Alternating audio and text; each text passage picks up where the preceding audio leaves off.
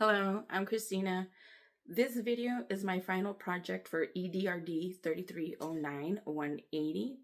Within this video, I will be demonstrating and discussing components of the lesson plan that I have created. The TEKS for this lesson plan is 3rd grade language arts and reading, which states developing and sustaining foundational language skills, listening, speaking, reading, writing, and thinking, beginning reading and writing.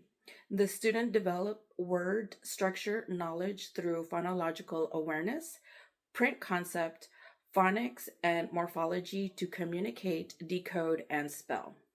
The student is expected to A. Demonstrate and apply phonetic knowledge by identifying and reading high-frequency words from a research-based list. The objective of my lesson plan is I can read and spell tricky words like laugh, ate, and worried quickly and correctly. The 2 components that I will be demonstrating are the bell ringer and the introduction. The bell ringer is the hook or opening activity to engage students and activate their background knowledge. Good morning, students. Today we're going to practice reading tricky words, words that don't always sound the way they are spelled. Let's warm up with a quick activity. Here are some words. I want you to sort them into 2 groups, easy and tricky. Easy words are those that follow the rules. Tricky words don't. Let's look at this sentence from Alexander in the terrible, horrible, no good, very bad day. Alexander laughed when his brother took his toy. Do you see the word laughed? What makes this word tricky? A student can reply by saying, it doesn't sound like it's spelled. Or, it has letters that don't match the sound. Exactly. That's why we call it a tricky word.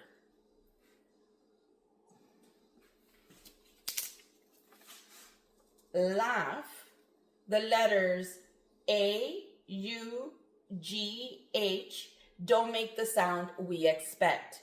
So let's add that to our anchor chart under tricky. You can do this in several ways. You can have the students come up and sort them into its categories, or you can have the students shout the words and tell you where to place them. Jump, easy. Done, tricky. Where, tricky. Can, easy. Best, easy. Friend, tricky. Run, easy. Lamp, easy. Ate, tricky. Once you and your students have sorted the words between easy and tricky, then you and your students find out why these tricky words are tricky. So what makes the word laugh a tricky word? Your students should have already then told you that A-U-G-H makes the f sound. So you want to put it in your tricky words and why anchor chart, and you write that you get the F sound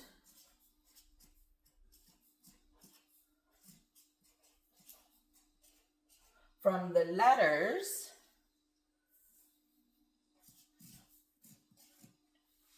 G and H. This way your students can see that G and H make the f sound, laugh. You continue this process with all the words in your tricky list. When you are done, you tell your students, "Great job for noticing what makes tricky words. This warm-up helps us get ready to learn strategies for decoding tricky words on our story today."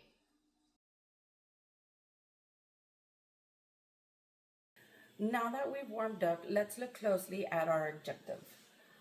I can read and spell tricky words like laugh, ain't, and worried quickly and correctly. Here's one of our tricky words. Laugh. Listen carefully. Ah, ah. Watch how I map them in our sound box.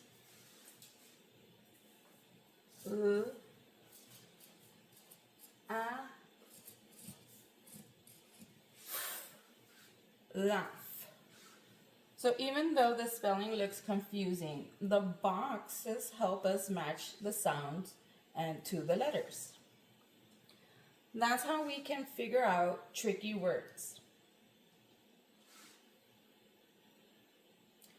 When I see letters that don't match the sound I expect, I know it's tricky. That's why we use strategies like the sound boxes and anchor charts. They help us remember. Let's try another one. 8. How many sounds do you hear? A, t, 8. In the first box, I'll put E, I, G, H. Because those letters make the long A sound. In the second box, I'll put the T. See how the letters don't always match the sounds we expect? That's why this word is tricky. So when we need to read tricky words, we don't just guess. We listen for sounds, map them to the letters, and remember the irregular parts. That's how we read and spell tricky words quickly and correctly.